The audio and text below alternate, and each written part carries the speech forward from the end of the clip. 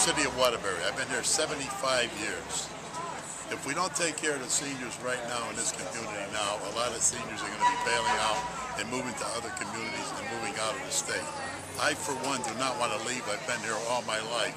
But we got to move and move quickly now, because I'm setting up in Florida and North Carolina, and I know a lot of seniors that live in Connecticut that are moving now. So please, let's work together with the existing seniors that we have now for our future senior citizens in this city. Thank you and God bless.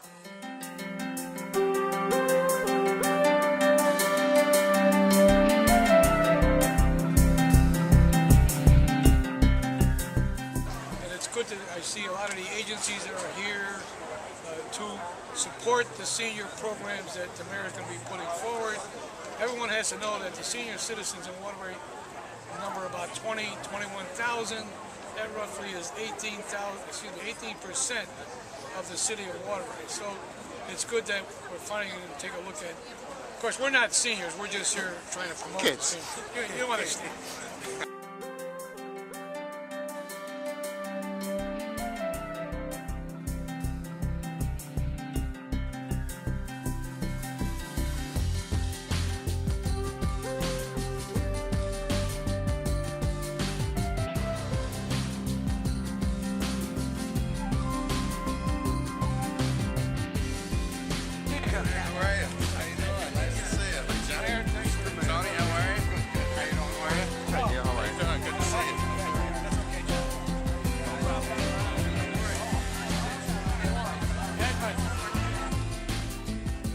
And I just wanted to thank you all for being here. We have really what I think is very exciting news.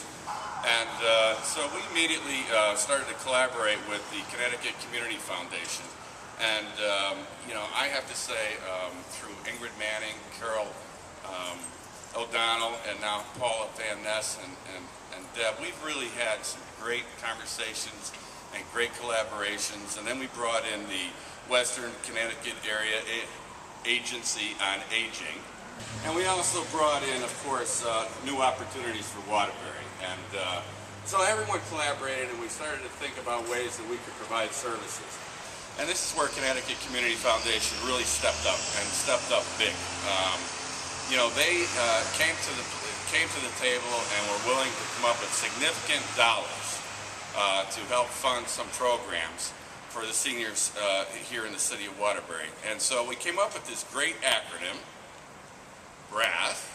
Here it is, bringing resources to action to serve seniors. Our brand new municipal agent, who is Alexis Rotella, who is right there.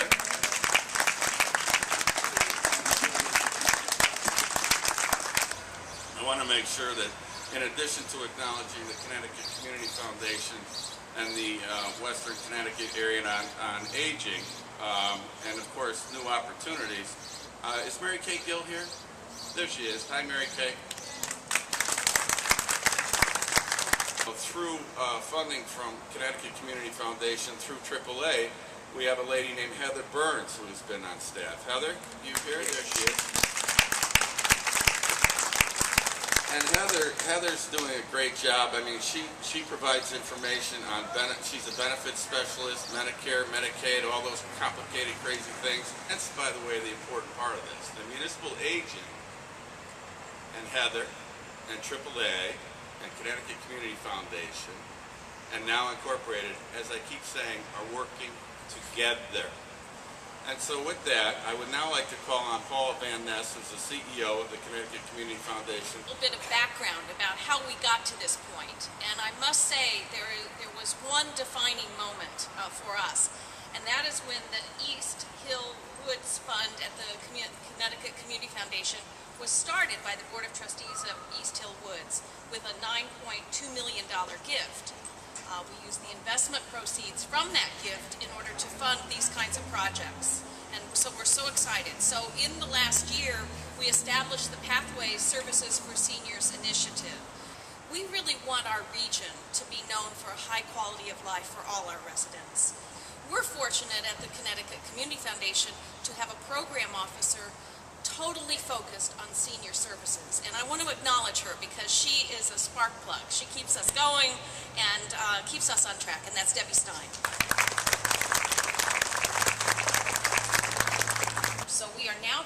applications from organizations that are interested in offering new programs and that want to become a part of this BRASS initiative.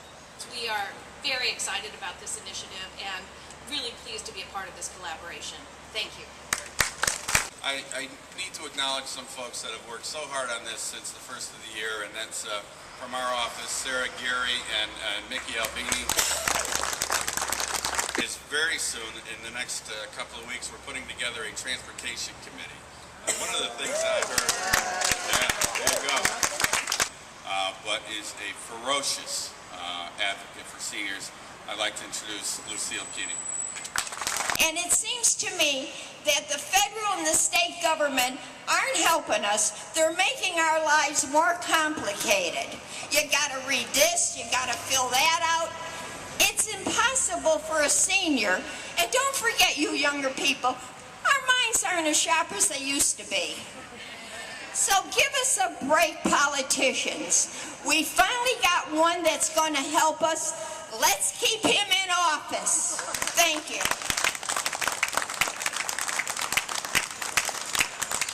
Lucille's my new campaign manager as well. So we're going to invite you inside now to tour the office so that you'll know where to go. And starting today, we definitely are soliciting your feedback on how we can continue to improve all these programs, okay? So thank you all. Have a great day, and I'll let you get out of the sun. Thank you.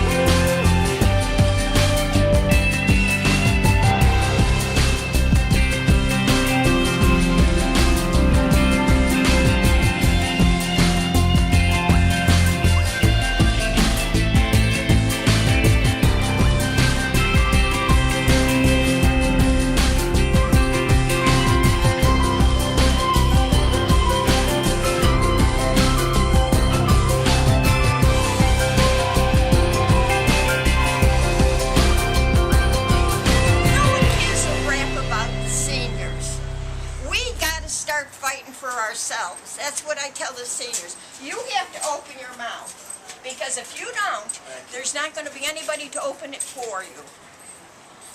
And God bless him, and I hope this comes to be, because it'll be the greatest thing, and the rest of the country can take this as an example of what can be done for seniors.